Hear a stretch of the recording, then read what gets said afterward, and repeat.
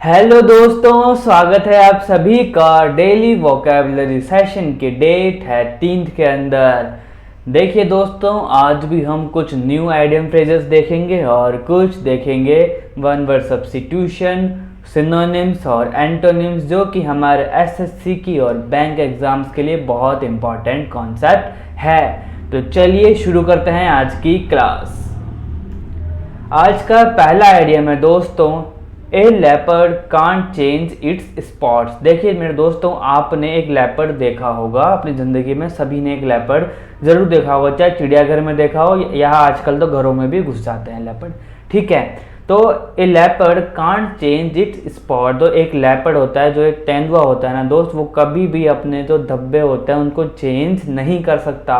ये तो एक आइडियम है, लेकिन इसका अर्थ क्या है दोस्तों? इसका अर्थ है it is impossible for one to change one's character. किसी के लिए भी किसी का चरित्र परिवर्तन करना बहुत ही मुश्किल होता है, ऐसा भी कह सकते हैं कि असंभव होता है। देखिए हिंदी के अंदर दो मुहावरे होते हैं, कोयल होए न उजाला, नो मन साबुन खाए। इनका मतलब यही होता है किसी के चरित्र को बदलना संभव नहीं है।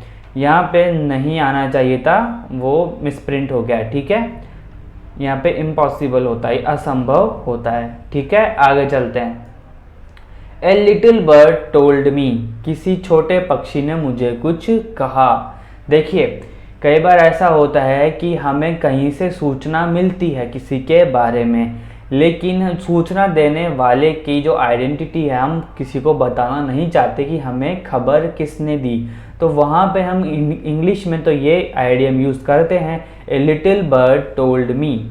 ठीक है, used to indicate that the speaker knows something about, chooses to keep the identity of their informant secret. यानी कि जिसने हमें इंफॉर्मेशन दी है उसकी आइडेंटिटी को सीक्रेट रखना, गुप्त रखना। अपने मुखबिर की पहचान गुप्त रखने का जो तरीका होता है उसके लिए हम आइडियम यूज़ करते हैं, a little bird told me. ठीक है, a little gush in the gratitude. देखिए इस आइडियम का अर्थ होता है दोस्तों अनुकूल भावना, फ्रेंडली फीलिंग होना। फ्रेंडली फीलिंग होती है, उसके लिए आइडियम कौन सा यूज़ होता है? A little gush in the gratitude. A little gush of gratitude भी इसे बोल सकते हैं।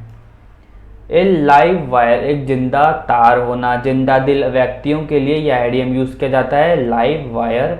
अब तक 3 बार एसएससी ने ये पूछ लिया है, क्या इसका मतलब क्या होता है? लाइवली एंड एक्टिव होना। जिंदा दिल व्यक्ति जो लोग होते हैं जो अपनी ज़िंदगी खुशी से जी रहे होते हैं, उनको मतलब दुख तो सभी के पास है लोग तो, लेकिन एक जो व्यक्ति होता है वो अपने दुखों को नज़रअंदाज करके ज़िंदगी को बड़े खुश मिजाज से जो जीते हैं, उन लोगों के लिए यूज़ किया जाता है ए लाइव वायर, जिंदा दिल व्यक्ति। ए लॉन्ग शॉट, सफलता की कम संभावना होना। यदि किसी चीज़ में सफलता पाने की संभावना यदि कम है तो उसके लिए कौन सा आइडियम यूज़ करेंगे? A long shot. देखिए उल्टा हो रहा है, लॉन्ग आ रहा है आइडियम के अंदर, लेकिन अर्थ इसका क्या है? कम होना, संभावना कम होना। किसकी? सफलता होने की संभावना कम होना। आइडियम क्या होगा? A long shot, little chance of success.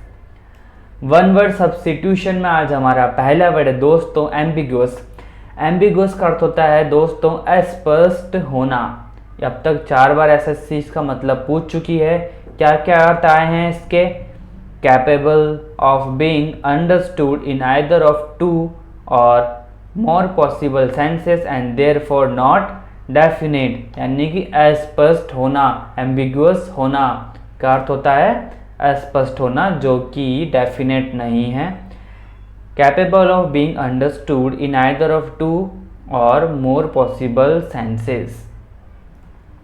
एम्बिवेलेंट, एम्बिवेलेंट का अर्थ होता है दोस्तों उभयभावी, किसी चीज़ के प्रति दोहरे मनोभाव होना। हैविंग और showing both bad and good feeling. देखिए दोस्तों कुछ लोग ऐसे होते हैं जिनके अंदर किसी चीज़ के लिए अच्छी भावना भी होती है और बुरी भावना भी होती है।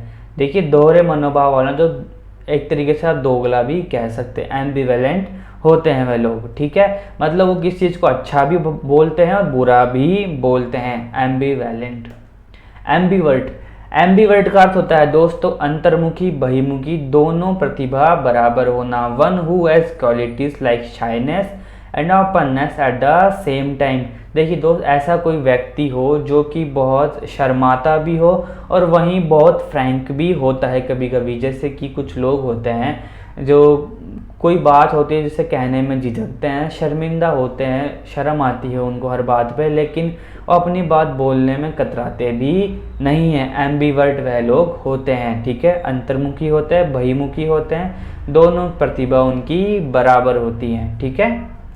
एम्बल, एम्बल का होता है दोस्तों धीरे धीरे चलना, धीमी गति से चलना। वॉक और move at a slow relaxed pace to walk aimlessly, ठीक है। बिना किसी एम के चलना, धीरे धीरे चलना, आराम से चलना एम्बल होता है। एमिलियोरेट, देखिए एमिलियोरेट का अर्थ होता है दोस्तों बेहतर बनने के लिए सुधार करना। मेक समथिंग बैड और अनसेटिस्फैक्ट्री बेटर। हम लोग क्या कर रहे हैं दोस्तों, हम भी एमिलियोरेट ही कर रहे हैं, हम भी बेहतर बनने के लिए सुधार कर रहे हैं अपने आप में, ताकि हम एसएससी क्लियर करें और हमारी जॉब लग जाए दोस्तों, ठीक है। मेक समथिंग बैड और अनसेटिस्फैक्ट्री बेटर, एमिलियोरेट, एमिलियोरेट कहते हैं इसे।